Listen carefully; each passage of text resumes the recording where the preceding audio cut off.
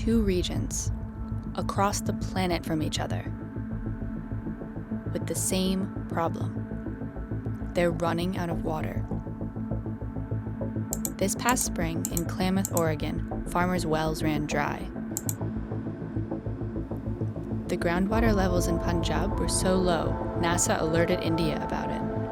And they're not alone. Around 4 billion people experience severe water scarcity at least 1 month a year.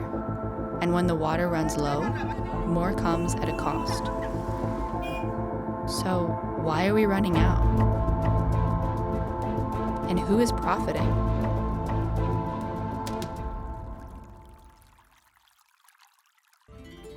Just 1% of the water on Earth sustains all life, and it doesn't just disappear. It travels around the planet in what's called the water cycle. Let's quickly brush up on that. When the air is hot, it warms the water. Water then evaporates into the atmosphere. There it cools and condenses, forming clouds. They move around the planet horizontally in what are called atmospheric rivers. When there's enough water in a cloud, it rains. And if it's cold enough, it snows. In the spring, snow melts to feed rivers, providing a source of water to the land during the coming hot months of the year. But climate change is messing this all up. Rising temperatures mean more water falling as rain instead of snow. And the little snow there is evaporates rather than flowing downstream. Less snow means less water during the summer. All this means there is more water in the air and less water on the ground. Over time, the ground dries out, like an unused sponge. The issue with this is that wet ground absorbs water much better than dry ground. So when it rains after years of drought, the water just washes away, leading to things like flash floods. So, the longer droughts last, the more water is needed to refresh the land. In short, climate change speeds up the water cycle. More evaporation, more rain, more drought, and less water for us. And as the world population grows, we're using more and more of it. The question is, for what? Well, 70% of it goes to agriculture. In some countries, it's even higher. In Iran, that number jumps to 90%. Producing meat uses more water than any other food product. And to support those levels, we've changed the natural way waters flow. Especially in the 50s, 60s, but also later, we've seen really a boom of dam building because everyone wanted, for good reasons, to use water resources to lift people out of poverty and to boost economic development. Susanna Schmeier is an associate professor in water law and diplomacy at IHE Delft, an education facility specifically dedicated to water. Not only with dams, but generally with all water infrastructure that benefits a certain economic use or a certain sector over others, especially local communities, you have an increase in inequality in terms of who's using water. That's what happened in Klamath, Oregon, where a series of dams supplied water to alfalfa and potato farms. River water levels dropped, and fish populations important to the region's indigenous people plummeted. And remember how the changing water cycle means less water for us? Over time, even the surface water available to Klamath farmers wasn't enough. Local communities have to, if they're able to, draw on groundwater resources and start drilling wells. The US government actually encouraged the farmers of Klamath to do this, but this emergency drought measure stayed in place until the groundwater was severely depleted. 11,620 kilometers east, in Punjab, India, communities are facing a similar issue.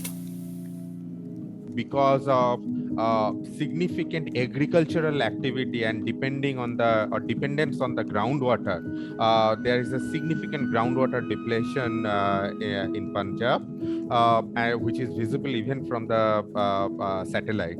Samrat Basak is a hydrologist by training and researches urban water challenges and solutions.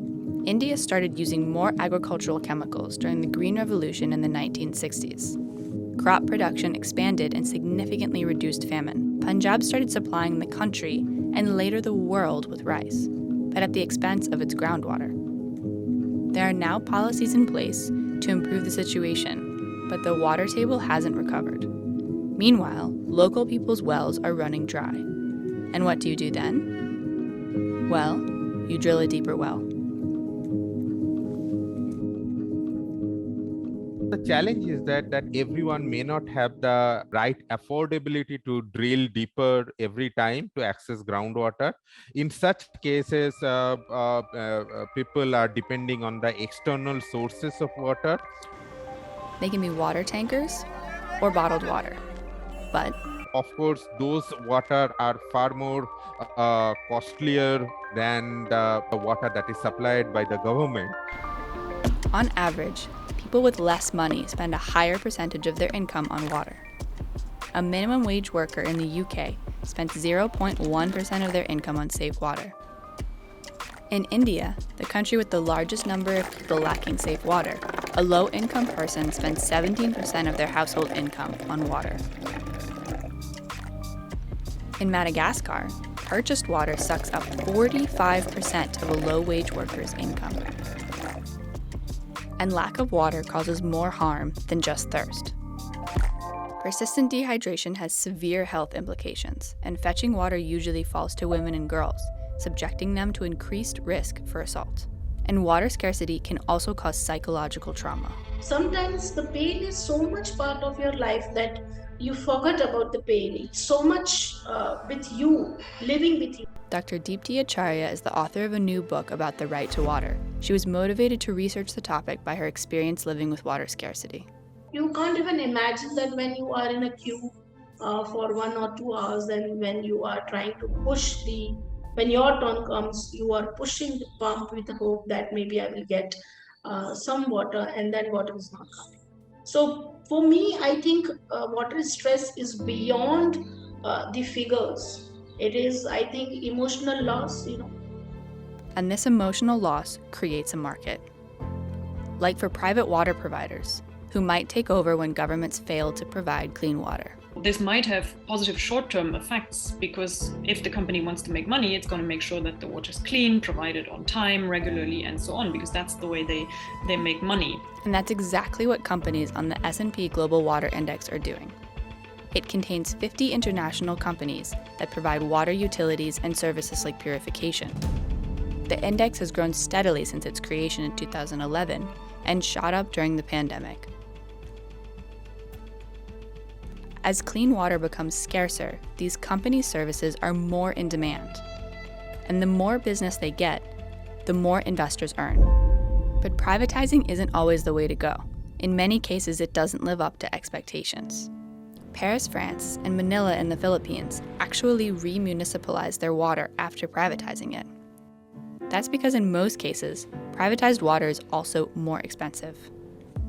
A lot of people will fall through the grid and then not have water at all anymore. There are those ready to profit from this situation as well.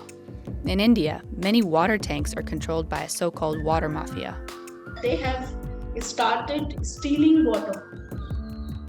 They are collecting it, they are putting it in tanks, they are selling it. So their investment is zero, but their profit is 100%. And then there's the bottled water industry, which is worth almost $3 billion and expected to grow by around 7% per year. Major players in the market include Coca Cola and Nestle, which have been accused of both causing and profiting from water scarcity. In the United States and Canada, for example, Coke takes water from municipal sources, bottles it, and sells it to people who often don't have clean water at home. In India and Mexico, Coke was accused of severely depleting groundwater after opening bottling plants. And Nestle has come under fire for over-extracting water from Native American reservations in water-stressed California. So is there any way to ensure more people have safe, affordable, available water? Investing in infrastructure is the most direct way to improve access, both repairing broken or damaged pipes and building new connections, as well as wastewater recycling facilities. Another direct way is to reduce meat consumption. It takes around 15,000 liters of water to produce 1 kilogram of beef, and the vast majority of our fresh water feeds industrial agriculture. Going further, starting a process of decommissioning dams and letting watershed ecosystems regenerate helps tackle the root of the problem. On the Klamath River, 4 hydroelectric dams are scheduled to be torn down in the next few years. Another push is to give nature rights in the courtroom. This would mean people could bring court cases on behalf of rivers, for example, against their polluters. The Yurok tribe established rights of nature for the Klamath River in 2019. It's finally bringing the environment ecosystem to the table on their own right, and not only with a perspective of what use they provide to us in terms of ecosystem services. I think it's a great tool for raising awareness. Still, the main problems remain. Much of the planet's fresh water is unsustainably managed, and climate change means there's less for us to use. But changing our diets and restoring our ecosystems can make a difference. Fun fact, Earth's the only known planet where water exists in all 3 states. 3 states. Solid, liquid, and gas. If you like this video, please give it a thumbs up and subscribe.